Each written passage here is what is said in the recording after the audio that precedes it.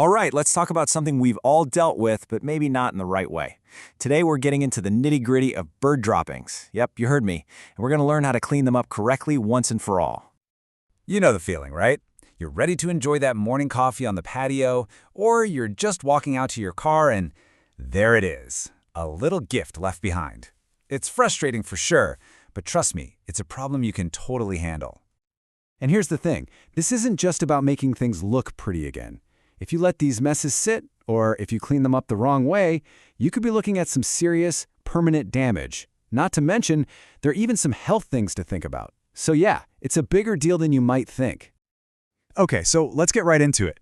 To really understand why the cleanup method is so critical, we first need to know exactly what we're dealing with here.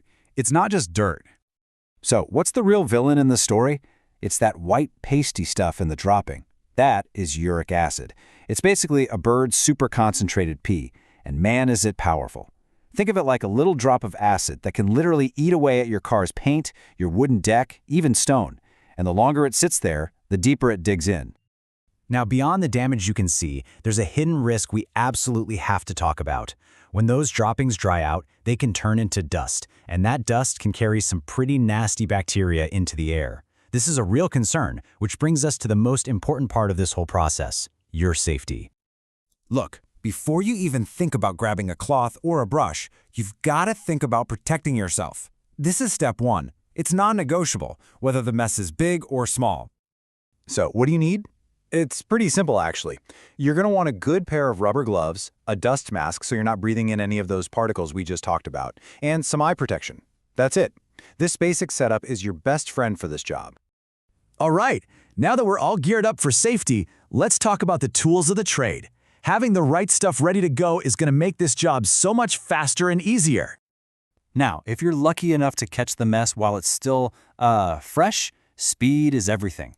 First, gently scrape off any of the solid parts. Then, rinse it down with cool water. And here's a key tip. Never use hot water. It can actually cook the proteins in the stain, making it permanent. Then, just blot whatever is left. Acting fast like this really stops that uric acid in its tracks. And listen, you don't need a whole arsenal of expensive gear. We're talking simple stuff here. A plastic scraper so you don't scratch anything, a soft brush, some microfiber cloths, and a good old spray bottle. That's pretty much all you need to handle most situations. And for your cleaning solution, you've probably got everything you need right in your kitchen. A little bit of white vinegar mixed with water is amazing for neutralizing that uric acid.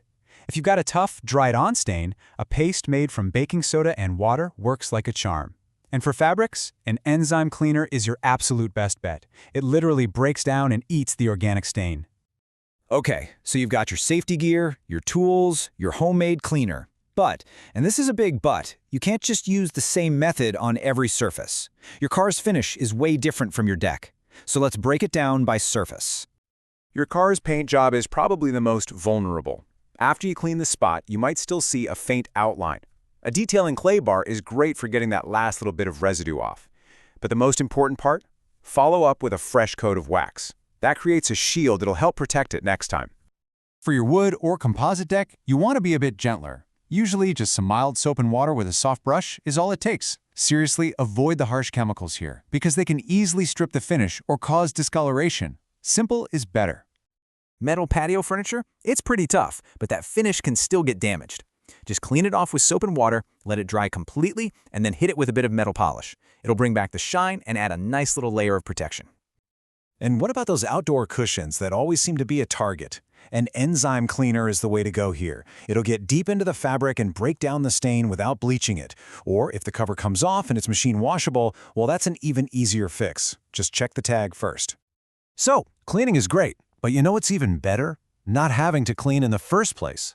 Let's talk about how to stop this problem before it even starts. A little bit of prevention goes a long, long way. A few simple, proactive steps can make a world of difference. First, make your surfaces slicker. A good coat of wax on your car or sealant on your deck helps a lot. Second, think about what's attracting them. Maybe move that bird feeder. For really stubborn spots, you might look into physical deterrents.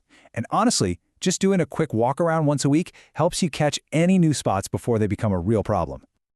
Now, we've talked a lot about what you can do yourself. But it's also super important to know when to, well, not do it yourself. So how do you know when a job is just too big and it's time to call in the professionals? Here's a good rule of thumb. If you're looking at a huge, long-term buildup of droppings, like say in an attic or on a balcony that hasn't been touched in years, just stop. It's time to call a pro.